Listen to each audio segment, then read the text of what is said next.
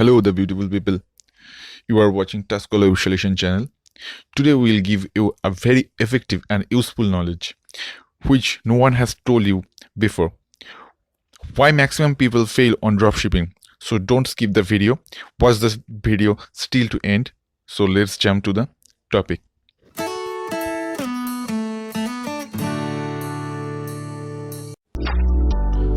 Shopify stores are just like any other business. Thousands of businesses are started each week, and very few ever succeed. It comes down to the entrepreneurs who running their business, the abilities, knowledge, experience, and resource of the person. A lot fail, especially recently due to lack of information. People completely underestimate what's involved with running a business, so most fail. People just don't understand how to get quality traffic, who are willing to spend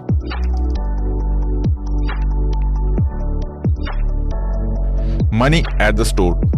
Marketing is a huge pitfall, and not many people realize the work that goes into to the succeed. With the surge of entrepreneurs starting their own business in the last couple years, many fake gurus online have been boasting about starting a business and how easy it is. Social media is flooded with people showing off the easy business. Due to all the hype online, there is tons of people starting business lately. Here are some things they don't tell you. Much of this can contribute to reasons why businesses fail. Working your own hours is a very common saying and catchphrase. Truth is, starting a business requires a lot of hard work. Most people who want to be successful are doing 70 to 80 hours a week minimum. You don't really get to work your own hours. You eat, sleep, and breathe your business. It's not until you find success and have a team that can take over workload do you get to cut back and choose your own hours. Financial freedom is another catchphrase used in the hype the last couple years. It takes a while to earn money in business. Most of it needs to go back into the business for growth. You can't really take money out right away. Everyone online is telling people that business owners make millions. It's not true. It could be months and years for most before they are able to take money out.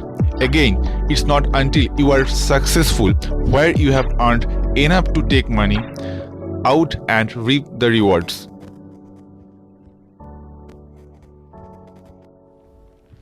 Work smart, don't work hard. This is one of the biggest BS lines I have ever heard. Working smart is not enough. Working hard is not enough. Whoever thought it was smart to tell entrepreneurs not to work hard but work smart instead should be kicked off the internet for causing such damage to the entrepreneurs world. If you want to make it in the business world, you need to do both. You have to be working hard every day and work smart.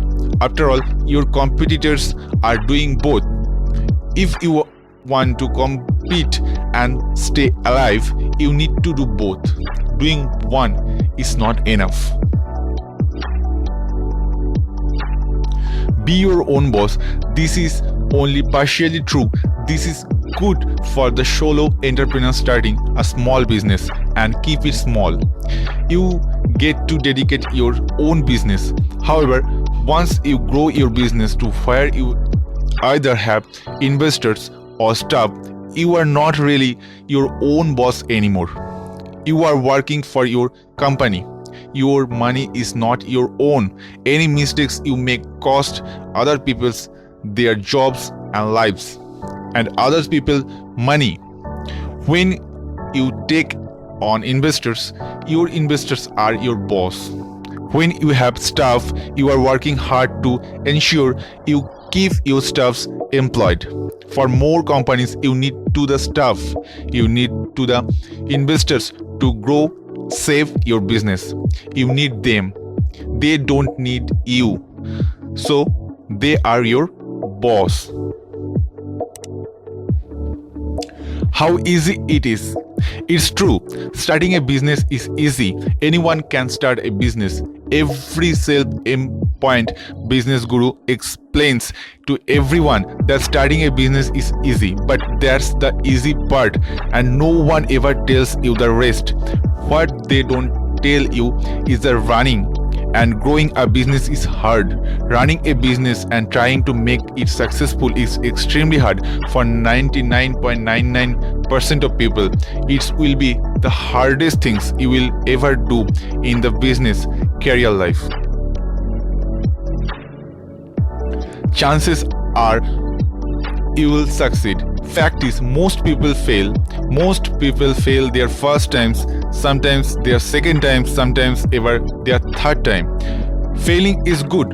Failing is learning. Fact is, 8 to 10 business fail in the first couple years and only 3% last longer than 5 years.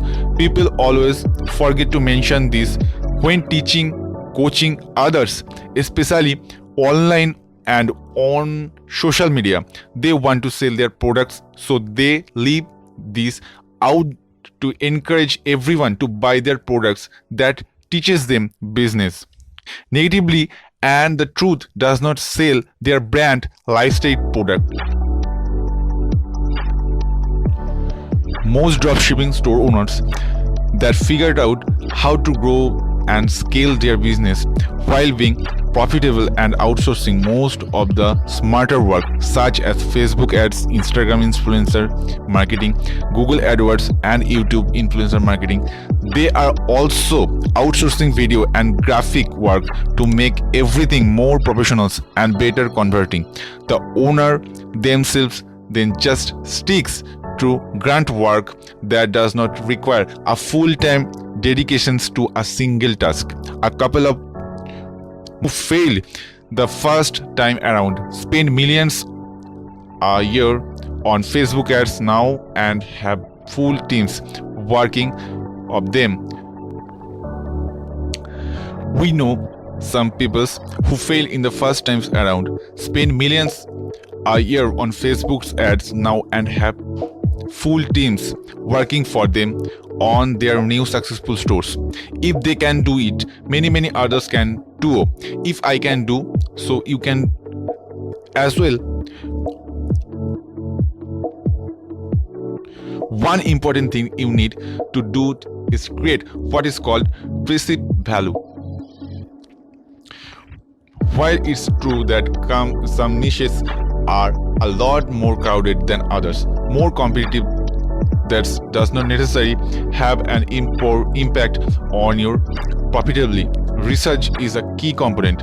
In each niche, there are always items that will be more profitable than other items, especially if the items is trending. A lot of what's involving in selling with dropshipping is how much value you add to products, how great the images is, how great the description is, how much perceived value can you give to them. Take up examples, two stores, A and B, both selling the same items from AliExpress. Both buy it for the same price of, let's say, $4.59 with e-packet shipping. A. The seller used the stock photo as well as a basic description from the suppliers. The seller did everything basic to work on just getting mass product out. The sales price for the seller is $11.99 plus free shipping, so a profit of $7.40 before transaction fees. B. The seller orders one for himself and took his own photos. They also spent about 2 minutes writing a custom description, adding coupons code, security site, seals, warranty guarantees. The sales price for the sellers is $69.99, but they discounted it to $39.99 plus free shipping. So a profit of $35.40 about, because of the value that seller B gave to the item, making it look better, making it more detailed, more professional, and giving it a higher before discount price. The seller is giving the item's perceived value. There are customers who will pay more for an item if they believe it to be higher quality. In the case, if the stores were competing against each other with the same base budget for advertising cost of Facebook, seller B would be instantly more successful. If you like this video, please hit the like button, comment us and share, and don't forget to subscribe us. We'll come back soon with a new video. Be good, stay healthy. Thank you.